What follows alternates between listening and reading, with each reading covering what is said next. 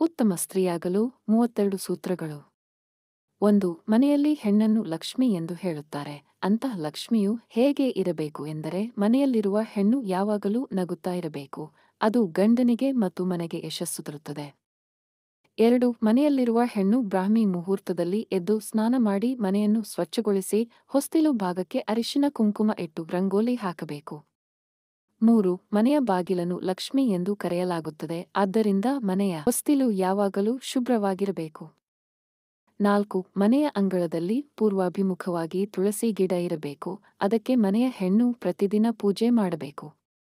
5. ಹೆಣ್ಣು ಆದವಳು ಮನೆಯಲ್ಲಿ ಕೂದಲು ಬಿಟ್ಟುಕೊಂಡು ಇರಬಾರದು, ಇದರಿಂದ ಮನೆಯ ಕೆಲಸಗಳಿಗೆ ವಿಘ್ನಗಳಾಗುತ್ತದೆ. 6. ಸಂಜೆಯ ಸಮಯದಲ್ಲಿ ಕೂದಲನ್ನು ಬಾಚಬಾರದು. ಶುಕ್ರವಾರ, ಮಂಗಳವಾರ ಮನೆಯಿಂದ ದಾನ ಮಾಡಬಾರದು, ಅದರಲ್ಲೂ ದುಡ್ಡು ಯಾರಿಗೂ ಕೊಡಬಾರದು. 7. ಹೆಣ್ಣು ಆದವಳು ಮನೆಯ ಹೊಸ್ತಿಲ ಒಳಗಿನಿಂದ ಯಾರಿಗೂ ದಾನ ಕೊಡಬಾರದು. 8. ಮನೆಯಲ್ಲಿ ಮಹಾಲಕ್ಷ್ಮಿಯ ಸ್ವರೂಪಿಯಾದ ಹೆಣ್ಣು ಮನೆಯಲ್ಲಿ ಕಣ್ಣೀರು ಹಾಕಬಾರದು, ಇದರಿಂದ ಮನೆಯು ಅಭಿವೃದ್ಧಿಯಾಗುವುದಿಲ್ಲ. 9. ಮನೆಯಲ್ಲಿ ಹೆಣ್ಣು ಸ್ನಾನವಾದ ನಂತರ ಕೂದಲಿಗೆ ಬಟ್ಟೆಯನ್ನು ಕಟ್ಟಿಕೊಂಡು ಪೂಜೆ ಮಾಡಬಾರದು. 10. ಮನೆಯ ಹೆಣ್ಣು ಸಂಜೆ ವೇಳೆ ಬಟ್ಟೆಗಳನ್ನು ಒಗೆಯುವುದಾಗಲಿ ಮನೆಯಲ್ಲಿ ಕಸ ಗುಡಿಸುವುದಾಗಲಿ ಮಾಡಬಾರದು. 11. ಹೆಣ್ಣು ಆದವಳು ಮನೆಗೆ ಬಂದ ಅತಿಥಿಗಳಿಗೆ ಒಳ್ಳೆಯ ಅತಿಥಿ ಸತ್ಕಾರ ಮಾಡಬೇಕು, ಆಗ ದೇವರಿಗೆ ಸೇವೆ ಮಾಡಿದಂತೆ. ಮನೆಯಲ್ಲಿ ಹೆಣ್ಣು ಹೀಗಿದ್ದರೆ ಮಾತ್ರ ಲಕ್ಷ್ಮಿ ಒಲಿಯುತ್ತಾಳೆ. 12. ಹೆಣ್ಣು ಮನೆಯಲ್ಲಿ ಮುನಿಸಿಕೊಳ್ಳುವುದಾಗಲಿ ಜಗಳ ಮಾಡುವುದಾಗಲಿ ಮಾಡಬಾರದು. 13. ಮನೆಯಲ್ಲಿ ಯಾವ ವಸ್ತುವನ್ನೂ ಇಲ್ಲ ಅಂತ ಹೇಳಬಾರದು. ಅಶ್ವಿನಿ ದೇವತೆಗಳು ಅಸ್ತು ಅಂದುಬಿಡುತ್ತಾರೆ, ಇದರಿಂದ ಅನ್ನಕ್ಕೆ ಕೊರತೆ ಉಂಟಾಗುತ್ತದೆ. 14. ಮನೆಯ ಮಹಾಲಕ್ಷ್ಮಿಯಾದ ಹೆಣ್ಣು ಹಣೆಗೆ ಕುಂಕುಮ, ಕಾಲಿಗೆ ಕಾಲುಂಗುರ, ಕಾಲ್ಗೆಜ್ಜೆ, ಕುತ್ತಿಗೆಗೆ ಮಾಂಗಲ್ಯ ಸರ ಕಡ್ಡಾಯವಾಗಿ ಧರಿಸಬೇಕು.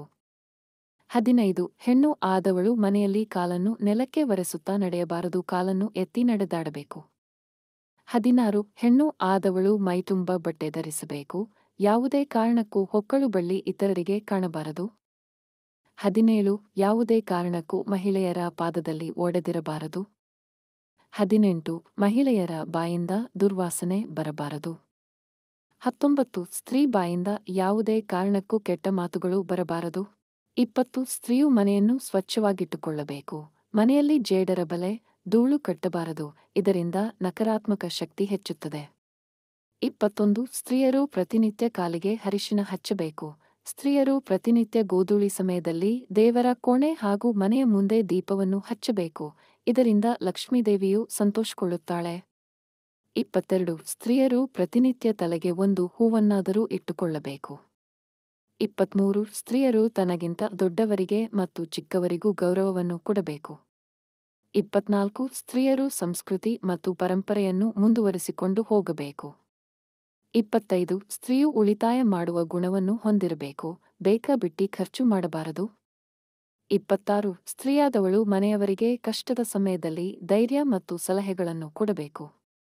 27. ಸ್ತ್ರೀಯರಲ್ಲಿ ಅಹಂಕಾರ ಅನ್ನೋದು ಇರಲೇಬಾರದು, ಸ್ತ್ರೀಯರು ರಾತ್ರಿ ಮಲಗುವಾಗ ಒಲೆ ಮತ್ತು ಬಳೆಗಳನ್ನು ಬಿಚ್ಚಿ ಇಡುತ್ತಾರೆ, ಇದನ್ನು ಮಾಡಲೇಬಾರದು. 28. ಸ್ತ್ರೀಯಾದವಳು ತಾನು ಮುಡಿದ ಹೂವನ್ನು ಬೇರೆಯವರಿಗೆ ಕೊಡಬಾರದು, ಬೇರೆಯವರು ಮುಡಿದ ಹೂವನ್ನು ತಾನು ಮುಡಿದುಕೊಳ್ಳಬಾರದು.